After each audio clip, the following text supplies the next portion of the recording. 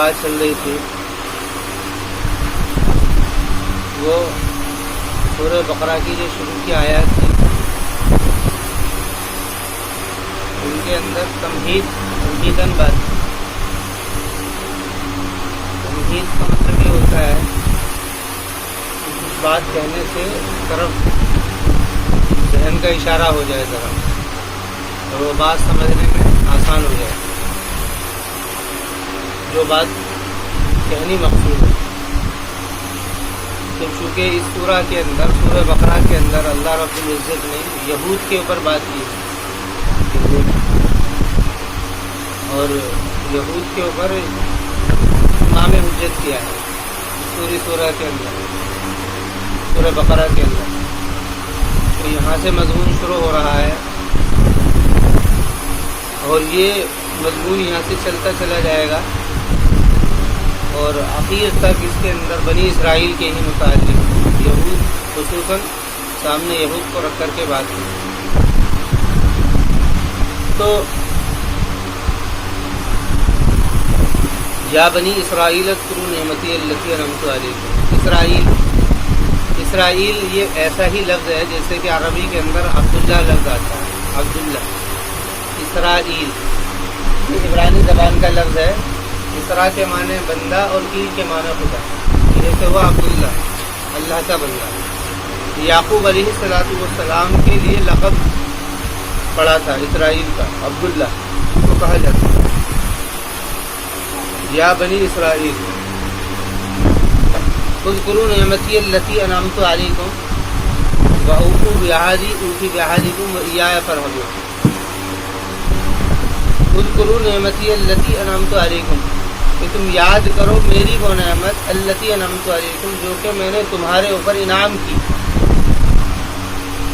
یہ بنی اسرائیل کی ان نعمت کی یاد دہانی ہے جو نعمت اللہ رب العزت نے بنی اسرائیل کو بطور شہادت کے دی تھی، یعنی جو ان کو منتخب کیا گیا تھا امت کے اندر پوری دنیا کے لیے، اصلاح کے کام کے لیے اور دعوت کے کام کے لیے، جو بنی اسرائیل کو منتخب کیا گیا تھا۔ اللہ رب العزت نے انسانوں میں سے انتخاب کیا ہے اور انسانوں میں سے انتخاب کے بعد میں اس میں انبیاء اور رسول کی تشخیص کی گئی ہے، یعنی تعین کی گئی ہے انتخاب کے بعد میں، جس میں نبی اور رسولوں کو طے کیا جاتا تھا وہ لوگوں کی ہدایت کے لیے کام کیا کرتے تھے۔ لیکن یہ کام بنی اسرائیل کے اندر جو ہوا ہے یہ مجموعی اعتبار سے ہوا ہے، یعنی ان کی پوری بنی اسرائیل کو منتخب کیا ہے اللہ رب العزت نے۔ انتخاب اس لیے ہوا ہے کہ تمہاری ذمہ داری یہ ہے کہ اب نبی تمہارے اندر آئیں گے، اب نبی کسی کو بھی بنا دیا جائے گا اور جس کو نبی بنایا جائے گا اس نبی کا ساتھ تم سارے لوگ دو گے، اور ساتھ اس اعتبار سے دو گے کہ جو بھی ان کو پیغام پہنچانا ہو ساری دنیا کی ہدایت کے لیے تمہیں ان کا ساتھ دینا ہے، تو اس اعتبار سے تم کو چنا جا رہا ہے۔ تو اس نعمت کی یاد دہانی ہے، اس نعمت کی یاد دہانی ہے۔ اس نعمت کا ذکر دوسری جگہ پر قرآن میں تفصیلاً بھی آئے گا، لیکن یہاں پر یاد دہانی کی گئی ہے اذکروا نعمتی التی، اور اس کے تحت اللہ کی وہ ساری نعمتیں اور بھی جو ان کے اوپر تھی، مثلا ان کے لیے جو ایک اللہ رب العزت نے ایک اہتمام کیا تھا ان کے کھانے پینے کا، اور اس کے علاوہ بنی اسرائیل کو بچانا فرعون سے، اور بھی بہت سارے واقعات ہیں جو گزرے ہیں ان کے سامنے نعمت کے، ان ساری چیزوں کی طرف تبانی اشارہ ہے، مثلا اسی نعمت کی طرف اشارہ ہے جو ان کے اندر انتخاب ہوا تھا دعوت کا۔ اسرائیل اذکروا نعمتی التی انعمت علیکم، کہ میری وہ نعمت یاد کرو انعمت علیکم جو کہ میں نے تمہارے اوپر انعام کی، عربی کے اندر دو لفظ آتے ہیں، ایک انعام اور ایک احسان۔ احسان اردو کے اندر اسی معنی میں استعمال ہوتا ہے جس معنی میں نعمت انعام استعمال ہوتا ہے۔ عربی کے اندر احسان کا استعمال الگ ہے، انعام کا الگ ہے۔ انعام تو کہتے ہیں کسی کو جزائے خیر دینا، اچھا بدلہ دینا، اور احسان کہتے ہیں عربی میں بندے کا کسی عمل کو اچھی طریقے سے پیش کرنا۔ بندے کا اپنا کوئی بھی کام کرے، جو کام اچھی طریقے سے کیا جائے گا اس کو کہیں گے احسان، اور اس کے اوپر جو بدلہ ملے گا اس کو کہیں گے انعام۔ یہ اس طریقے سے انعمت علیکم۔ वाउफू बिआहदी ऊफी बिहादिकुम, ये वही उसी वादे की याद दहानी है जो वादा लिया गया था बनी इसराइल से अम्बिया अलैहिमुस्सलातु वस्सलाम के साथ देने का। ये साथ कदम बकदम चलेंगे। तो वाउफू बिआहदी लजी ऊफी बिआहदिकुम, इसके अलावा और वो वादे हैं जो कि लिए गए थे। मसलन जो भी नबी आएगा तुम्हें उसका साथ देना है। अब वो नबी आने वाले चाहे ईसा अलैहिस्सलाम हो या फिर नबी हज़रत मोहम्मद सल्लल्लाहु अलैहि वसल्लम, वो तौरात के अंदर बाइबल के अंदर इन सारे वादों का जिक्र है। ऊफी बिआहदिकुम व इय्याया फरहबून, और मुझी से तुम डरो। व इय्याया फरहबून, इसके अंदर बलागत ये है, अरबी के कायदे के एतबार से अगर मफूल को फ़ैल से मुकद्दम कर दिया जाता है तो उसके अंदर हसर का माना होता है। मफूल को फ़ाइल से फ़ैल से पहले कर दिया जाए, तरीका ये है कि पहले फ़ैल होगा बाद में मफूल होगा। लेकिन अगर मफूल फ़ैल से पहले आ जाए तो उसमें हसर का फ़ायदा होता है। वो इय्याया फरहबून, असल इबारत थी फरहबूनी व इय्याया, कि मुझसे डरो, डरो तुम मुझी से। लेकिन इय्याया मफूल को मुकद्दम कर दे, हसर का फ़ायदा होगा। तर्जमा ये होगा और मुझी से जो हो रहा है ये हसर का फ़ायदा है मफूल को फ़ैल पर मुकद्दम करने की वजह से। रहब ये एक सिफत का नाम है। रहब कहते हैं किसी की अज़मत और जलाल की वजह से दिल के अंदर जो लर्ज़ा कारी होता है, किसी की अज़मत और जलाल की वजह से दिल के अंदर जो लर्ज़ा होता है और दिल जो घबराता है, वो दिल के अंदर लर्ज़ा और उसकी अज़मत की वजह से जो कपकपी होती है, उस सिफत का नाम रहब है। वइय्याया फरहबून, वो इय्याया फरहबून, वो आमनू बिमा अंज़लतु मुसद्दिक़न लिमा माअकुम। आमनू यानी मानना, वो आमनू बिमा अंज़लतु, और तुम मानो उस चीज़ को जो कि मैंने नाजिल की। मुसद्दिक़न लिमा माअकुम, तस्दीक बना करके, लिमा माअकुम कि जिसकी तस्दीक करने वाली है वो जो तुम्हारे साथ में है, यानी जो तुम्हारे साथ में किताब है तौरात, बाइबल, जो बाद में उसका नाम दे दिया। बाइबल असल में ये एक शहर का नाम है, बाबुल। तो किताब जो है ये तौरात है, इंजील है, ज़बूर है, और भी जो दीगर सहाइफ हैं, तो उन सारे सहाइफ को एक जगह जमा कर करके उस किताब का नाम बाइबल रख दिया। तो वो आमिनू बिमा अंज़लतु मुसद्दिक़न लिमा माअकुम, और ईमान लाओ तुम बिमा, उस किताब, और तुम ईमान लाओ उस किताब पर जो कि मैंने नाजिल की और जिसकी तस्दीक करने वाली है लिमा माअकुम, वो किताब जो तुम्हारे साथ में है, तौरात वगैरह है। वला तकूनू अव्वला काफिरिन भी, और तुम पहले इनकार करने वाले ना हो। यहाँ पर लफ्ज़ इस्तेमाल हुआ है अव्वला काफिरिन। अगर इसके अंदर काफिर के अंदर ये जमा का लफ्ज़ इस्तेमाल होता, अव्वल काफिरीन अगर होता, तो तर्जमा ये होता कि तुम मत हो काफिरों में से, जो कुफर करने वालों में से पहले। इसके अंदर इस तरफ, यानी इस तरफ से बचाना मकसद हो सकता था कि जो लोग ना मानने वाले हैं, जो लोग ना मानने वाले हैं, उन ना मानने वालों में से तुम पहले ना मानने वाले मत हो। अगर ये काफिरीन होता जमा का सीगा, लेकिन काफिर ये वाहिद का सीगा है, तो इसमें इस तरफ से एतराज़ मकसूद नहीं होता है। इसमें ये इससे एतराज़ मकसूद नहीं होता है कि इनकार करने वाले तुम्हारे अलावा हैं या नहीं।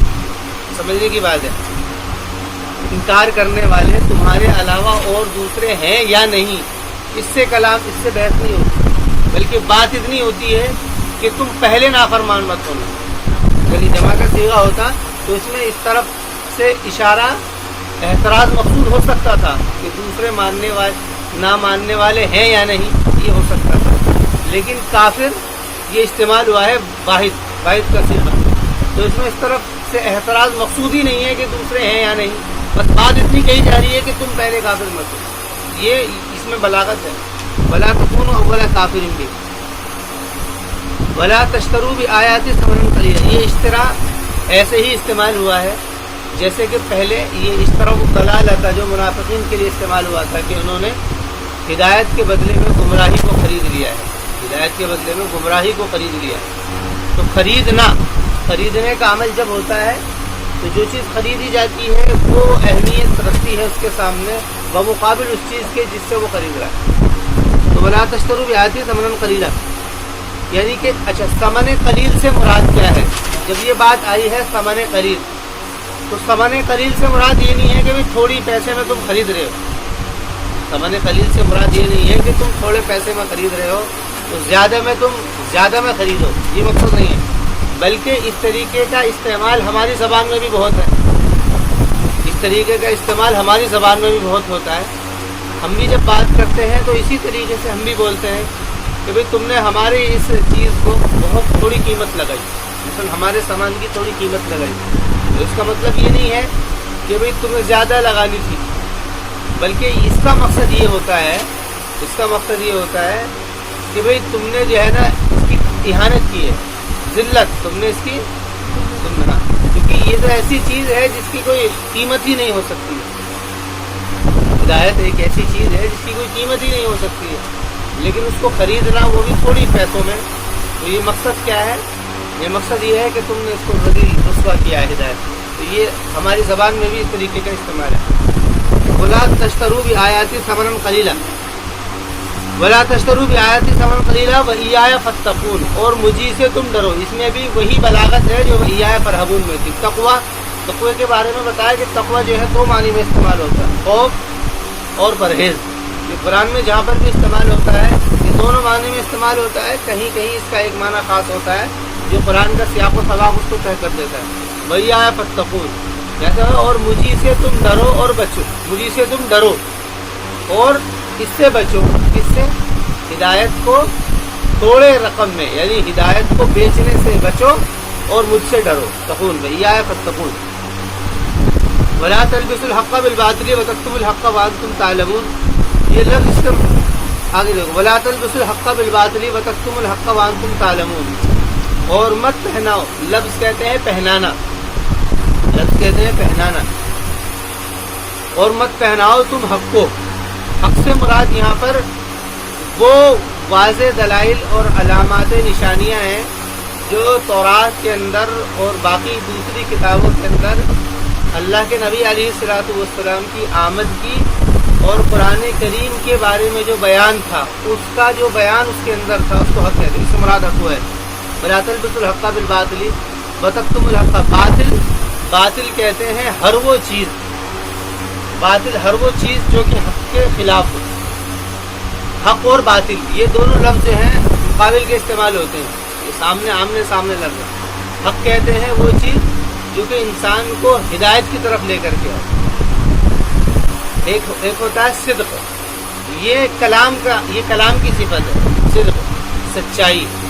और हक़ जो है ये कलाम की सिफत नहीं है, बल्कि हक़ जो है वो हर उस चीज़ की सिफत बन सकती है जो कि इंसान को यानी कि ज़लालत या गुमराही या झूठ या फ़रेब या किसी भी धोखाधड़ी की बात से लेकर के एक सही रास्ते के ऊपर लाए। तो हक़ जो है उन माने में इस्तेमाल होता है।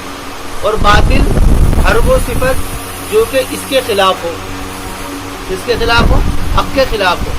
जो हक़ के खिलाफ होगी वो सिफत। तो ये दोनों जानिबैन की निस्बत है, इनके अंदर जो निस्बत है वो तबाइन की निस्बत है।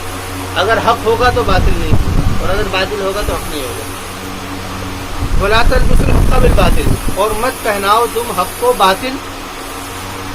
वला तक्तुमुल हक़्क़ व अंतुम तालमून, और ना ही तुम छुपाओ।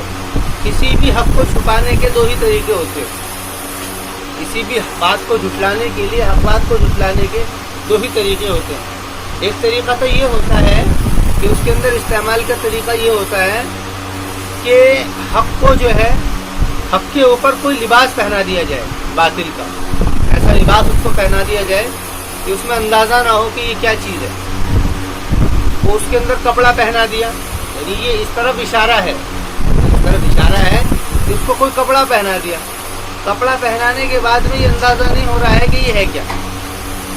इसी के ऊपर कपड़ा डाल दिया जाए, मसलन ये किताब है, किताब के ऊपर कोई कपड़ा डाल दे, तो डालने के बाद में अंदाज़ा नहीं होगा, जिसने नहीं देखा है कि इसके नीचे किताब है या किताब है तो कौन सी किताब है, इसका अंदाज़ा नहीं होगा। तो ये तो बिल्कुल हक़ को एक पूरे तरीके से छुपा देना है। और दूसरा ये होता है कि हक़ के ऊपर कपड़ा तो नहीं डाला जा रहा, आदमी को गुमराह तो नहीं किया जा रहा, लेकिन उसके सामने बात भी नहीं की जा रही। एक होता है गुमराह करने का तरीका, इसको कहते हैं इल्बास, इसको कहते हैं इल्बास, पहनाना। और दूसरा है حق کو چھپانا، وہ کہتے ہیں کتمان. یہ دو طریقے، یہی دو طریقے ہوتے ہیں ہر جگہ پر. تو انہوں نے یہی دو طریقے استعمال کر رکھے. کہیں پر حق کو بالکل ایک دم چھپا دیا کرتے تھے، لوگ کو سمجھ میں ہی نہیں آتا کہ راستہ کون سا ہے، کدھر جانا ہے ہمیں. اور جیسے ہے نا دلی کے اندر جاؤ گے تو دلی کے اندر اب جو وہ بنے ہوئے ہیں، راستے بنے ہوئے ہیں، تو اس میں نیا آدمی اگر وہ اس میں وہ نہ ہو، جو ڈائریکشن ہوتے ہیں وہ اگر نہ ہو تو آدمی گھوم جائے. وہ راستے اس طریقے سے بنے ہوئے ہیں کہ کدھر جانا ہے ہمیں، وہ تو اوپر اس پلیٹ لگی ہوئی ہے، اس سے اندازہ ہو جاتا ہے. بالکل وہی چیز ہے. تو وہ بالکل ایسے کر دیا تھا، یہی سمجھ میں نہیں آتا تھا کہ راستہ دلی کو کون سا جا رہا ہے، یا ہمیں اس جگہ جانا ہے تو کون سا جانا ہے. اگر وہ پلیٹیں ہٹا دی جائیں تو نہ پتہ لگے. اور کتمان کہتے ہیں بالکل چھپا، بالکل ختم ہی کر دینا، بالکل توڑ دیا راستہ، یہی نہیں پتہ لگا. تو یہی دو طریقے ہوتے ہیں. تو انہوں نے یہی دونوں طریقے استعمال کر رکھے تھے. تو قرآن نے کہا فَلَا تَلْبِسُوا الْحَقَّ بِالْبَاطِلِ وَتَكْتُمُوا الْحَقَّ وَأَنْتُمْ تَعْلَمُونَ. یہاں پر تکتم سے پہلے لا کا استعمال نہیں ہوا ہے. فَلَا تَلْبِسُوا الْحَقَّ یہ اس لیے استعمال نہیں ہوا ہے کیونکہ اس کو عطف کیا گیا ہے پہلے کے اوپر. تو یہ دونوں ہی کام کیا کرتے تھے، یہی گروہ، یہ دونوں ہی کام یہی گروہ کیا کرتے تھے. وَلَا تَلْبِسُوا الْحَقَّ بِالْبَاطِلِ وَتَكْتُمُوا الْحَقَّ وَأَنْتُمْ تَعْلَمُونَ یعنی وہ اس بات کو جانتے تھے، وہ اس بات کو جانتے تھے کہ حق کیا ہے، حق کیا ہے. یہاں پر ان سے خطاب ہے رسول اکرم علیہ الصلوۃ والسلام کے دور کو سامنے رکھ کر کے. جو رسول اکرم علیہ الصلوۃ والسلام کے زمانے کا جو دور تھا کہ جو انہوں نے قرآن کریم کو جھٹلایا تھا اور اس کے بارے میں شہادت نہیں دی تھی، تو یہاں پر چیز کا بیان ہے. وَأَنْتُمْ تَعْلَمُونَ اور تم جانتے ہو. وَأَقِیمُوا الصَّلَاةَ وَآتُوا الزَّکَاةَ وَارْکَعُوا مَعَ الرَّاکِعِینَ. اب ان کو حکم دیا جا رہا ہے کہ تم ایسا نہ کرو بلکہ نماز کو پڑھو اور زکوٰۃ کو ادا کرو اور رکوع کرو رکوع کرنے والوں کے ساتھ. اقامت صلاۃ، ایتاء زکوٰۃ اور رکوع کا الگ سے ذکر ہے. یہود کی نماز، یہود کے اندر جو نماز تھی وہ نماز بغیر رکوع کے پڑھا کرتے تھے، وہ رکوع نہیں کیا کرتے تھے. ان کا خیال یہ تھا کہ ایک بار خدا کے سامنے جھک جاؤ تو پھر رکنا نہیں چاہیے. اس لیے وہ اس خیال کو پیش کر کے انہوں نے اعمال کے اندر رد و بدل کر دیا تھا. اس لیے وہ رکوع نہیں کیا کرتے تھے، سیدھے ڈائریکٹ سجدے میں جاتے، یا جھکتے تو سیدھے جھکتے چلے جاتے. یہ ان کا خیال تھا. تو ان سے کہا گیا، تو ان سے اس بات کو الگ سے ذکر کیا. وَارْکَعُوا مَعَ الرَّاکِعِینَ. دوسرا اس طرف جو علماء کا بیان ہے وہ یہ ہے کہ یہاں پر جو ہے اجتماع مراد ہے، یعنی رکوع کرو رکوع کرنے والوں کے ساتھ میں. جماع کا جو لفظ ہے یہاں پر اجتماع مراد ہے کہ تم جو ہے ان سب کے ساتھ میں جو مسلمان ہیں ان کے ساتھ میں بھی نماز پڑھو اور نماز کے اندر خصوصاً رکوع کا اہتمام کرو اور یہ ثبوت دو کہ ہم تمہارے ساتھ ہیں. کیونکہ عبادات جیسی تمہاری کتابوں کے اندر جو انبیاء علیہ الصلوۃ والسلام کو دی گئی تھی، ایسی ہی عبادات جو ہے بالکل اس کے اندر ہے. بلکہ جو اس کے اندر جو تبدیل کر دی گئی تھی، جو رد و بدل کر دیا تھا، اس کا اصلاح کا کام جو ہے وہ قرآن کریم نے کیا ہے. تو وَأَقِیمُوا الصَّلَاةَ وَآتُوا الزَّکَاةَ. اقامت صلاۃ جو ہے، اقامت صلاۃ یہ پہلے اس کے بارے میں بات آئی تھی. وَآتُوا الزَّکَاةَ وَارْکَعُوا مَعَ الرَّاکِعِینَ یعنی کہ تم نماز پڑھو نماز پڑھنے والوں کے ساتھ میں، محمد صلی اللہ علیہ وسلم اور اس کے ساتھیوں کے ساتھ میں. اور یہ نازل ہوئی ہے ان کے علماء کے بارے میں کہ وہ کہا کرتے تھے اپنے رشتہ داروں سے، مسلمانوں سے، کہ تم محمد صلی اللہ علیہ وسلم کے دین پر ثابت رہو. ان کے جو علماء تھے جانتے تھے، وہ سب وہ کہا کرتے تھے. یہ بات وہ کھل کر کے نہیں کہا کرتے تھے بلکہ چھپ کر کے کہا کرتے تھے کہ تم محمد صلی اللہ علیہ وسلم کی اتباع کرتے رہنا، تو وہ حق پر ہے، وہ یہ کہا کرتے تھے. تو اس کے بارے میں بیان ہے أَتَأْمُرُونَ النَّاسَ بِالْبِرِّ وَتَنْسَوْنَ أَنفُسَكُمْ وَأَنْتُمْ تَتْلُونَ الْكِتَابَ. کیا تم حکم دیتے ہو لوگوں کو بر کا؟ بر کس کو کہتے ہیں؟ بر کہتے ہیں حق کی اطاعت کو، اچھائی کی اطاعت، اچھائی کو ماننا، ہر اچھی چیز کو ماننا اور کرنا، اس کو کہتے ہیں بر. اس کو نیکی کہتے ہیں تو ہے، لیکن اس کا معنی یہ ہے ہر اچھا کام کرنا، بھلائی کا کام کرنا، راستے سے تکلیف دہ چیز کو ہٹا دینا، یہ اچھائی کا کام ہے. نماز پڑھنا یہ بھی اچھائی کا کام ہے. روزے رکھنا، زکوٰۃ دینا، لوگوں کے ساتھ میں خیر خواہی کرنا، یا پھر حق کو ماننا، یہ پھر جو ہے نا ہر اچھے کام کے لیے یہ استعمال ہے۔ اتأمرون الناس بالبر، کیا تم حکم کرتے ہو لوگوں کو اچھائی کا، بالبر اچھے کام کرنے کا، یعنی کہ یہاں پر اگر اس کو بات کو کھول دیا جائے تو بات ترجمہ یہ ہوگا، کیا تم حکم کرتے ہو لوگوں کو محمد صلی اللہ علیہ وسلم کی اطاعت کرنے کا، وتنسون انفسکم، اور تم اپنے آپ کو بھول جاتے ہو، وتنسون انفسکم، اور تم اپنے آپ کو بھول جاتے ہو، وانتم تتلون الکتاب، وہ حالیہ ہے، اور حال یہ ہے کہ تم کتاب کی تلاوت کرتے ہو۔ کتاب سے مراد یہی وہی قانون، جس کے اندر یہاں پر کتاب جو ہے قانون کے معنی میں استعمال ہوا ہے، مطلب وہ جو قانون ہے جو بیان ہوا ہے کہ اللہ تعالیٰ کا قانون ہر ایک کے لیے ایک ہی ہے، چاہے اس میں کوئی نبی ہو یا رسول ہو یا اس کے علاوہ اور کوئی دوسرا ہو، قانون جو ہے وہ اللہ تعالیٰ کا سب کے لیے ایک ہی ہے۔ کہ تم تلاوت کرتے ہو اس قانون کو، اس کتاب کو، جس کے اندر یہ تمیز نہیں ہے اور اس کے اندر یہ بات کو نہیں کھولا گیا ہے، بلکہ سب کے لیے ایک ہی قانون ہے، بات کتاب، یعنی کہ اس میں وعید ہے، کھولا جائے تو وعید ہے عمل کے خلاف، یعنی اگر اس کے خلاف عمل کیا جائے تو اس کے اوپر وعید ہے۔ افلا تعقلون، کیا پھر بھی تم عقل نہیں رکھتے ہو، افلا تعقلون، کیا پھر نہیں عقل رکھتے ہو، تم عقل رکھتے ہو۔ عقل یہاں پر عقل کا لفظ استعمال کیا گیا، عقل جو ہے وہ انسان کے اندر ایک صفت ہے جس سے انسان جو ہے بات کو سمجھتا ہے، بات کو جو ہے کہ حواس جو ہیں وہ بات کو سنتے ہیں یا دیکھتے ہیں اور پھر وہ عقل کو سونپ دیتے ہیں، عقل فیصلہ کرتی ہے۔ تمہارے اندر عقل ہے، تم اس بات کا فیصلہ نہیں کرتے ہو کہ بھی جب امتیاز کسی کے اندر نہیں ہے، سب کے لیے قانون ہے، تو تم مانتے کیوں نہیں؟ فلا تعقلون۔ یہاں پر یہ جو ہے استفہام انکاری ہے، افلا تعقلون، افلا جو ہے استفہام انکاری ہے۔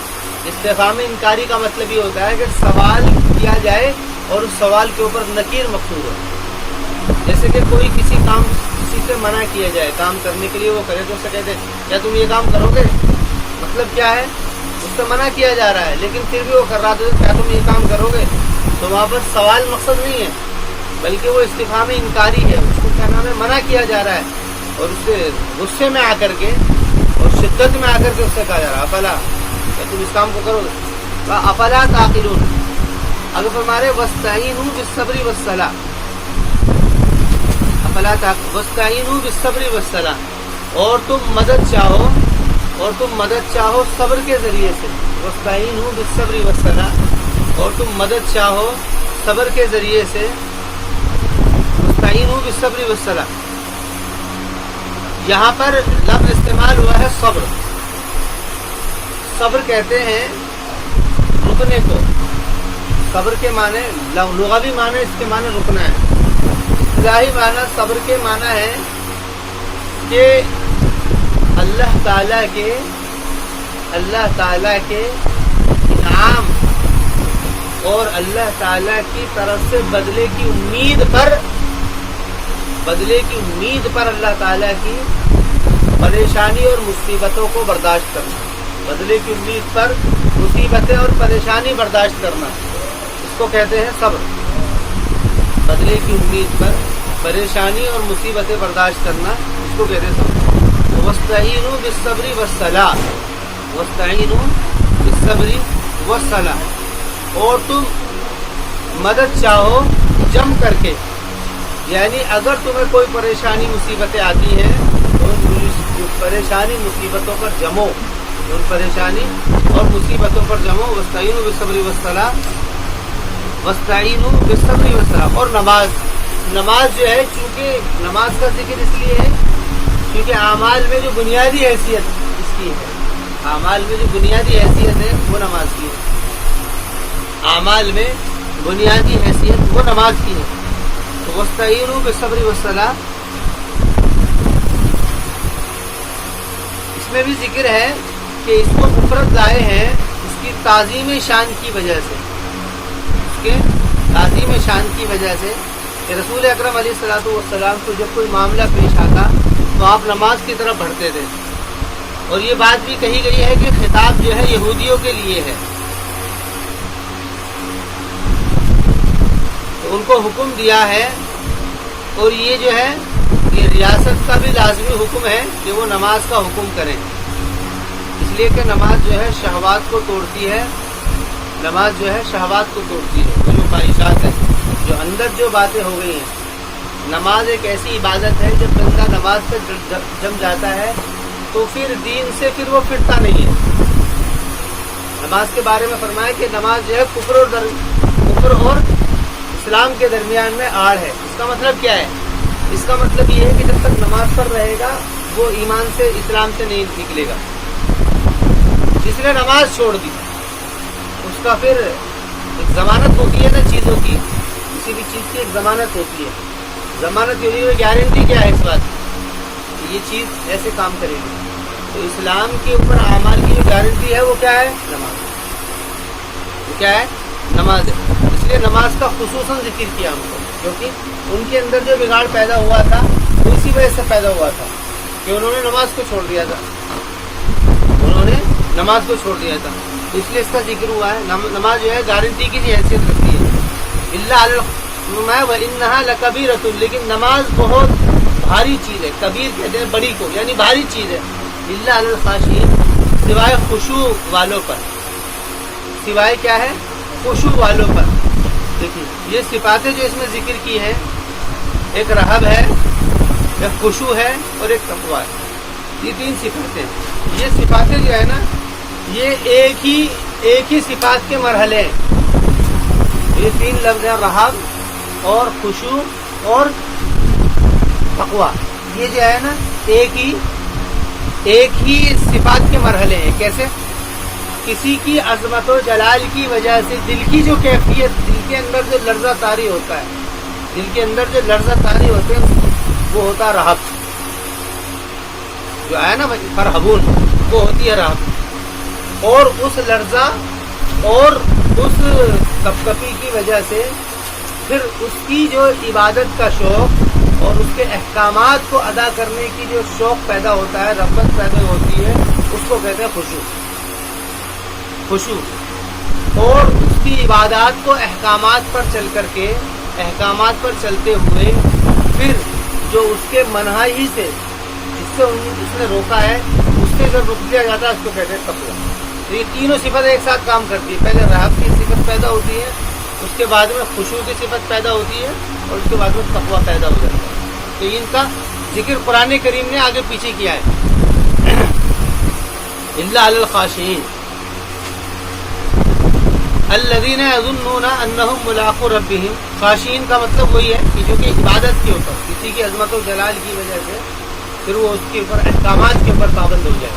خاشعین الَّذِينَ يَظُنُّونَ أَنَّهُمْ مُلَاقُو رَبِّهِمْ۔ اور خشوع والے کون لوگ ہیں؟ قرآن نے کہا کہ الَّذِينَ يَظُنُّونَ، کہ جو لوگ گمان کرتے ہیں۔ ظن اصل میں ظن کا استعمال تو عام طور سے وہمی چیز کے لیے ہوتا ہے، وہم جو چیز خیال میں ہوتی ہے اس کے لیے ظن کا استعمال ہے۔ لیکن اگر اس کے لیے کوئی قرینہ ہو تو اس کے معنی یقین کے بھی ہوتے ہیں۔ اگر کوئی قرینہ اس کے اندر مل جائے سیاق و سباق سے تو یہ یقین کے معنی بھی دیتا ہے۔ تو یہاں پر قرینہ کیا ہے؟ یہاں پر قرینہ ہے انہم ملاقو ربہم، کہ وہ اپنے رب سے ملاقات کر۔ خاشعین قرینہ ہے، یہ خاشعین قرینہ ہے کہ خشوع کرنے والے وہ لوگ ہیں جو کہ یقین رکھتے ہیں، یہ قرینہ ہے۔ الذین یظنون انہم ملاقو ربہم، کہ وہ لوگ اپنے رب سے ملاقات کریں گے، وانہم الیہ راجعون، اور وہ اس کی طرف لوٹیں گے۔ ملاقو ربہم، ملاقات سے مراد کیا ہے؟ ملاقات جب ہوتی ہے کسی سے تو وہ سمجھتا ہے کس سے مل رہا ہے۔ یہاں پر ملاقات کہہ کر کے انسان کے سارے ہوش و حواس کو گھیرا گیا ہے کہ جب وہ اللہ سے ملے گا تو وہ ہوش و حواس میں ہوگا۔ ملاقو ربہم وانہم الیہ راجعون، اور جو اس بات کے یقین کرتے ہیں کہ وہ اسی کی طرف لوٹیں گے۔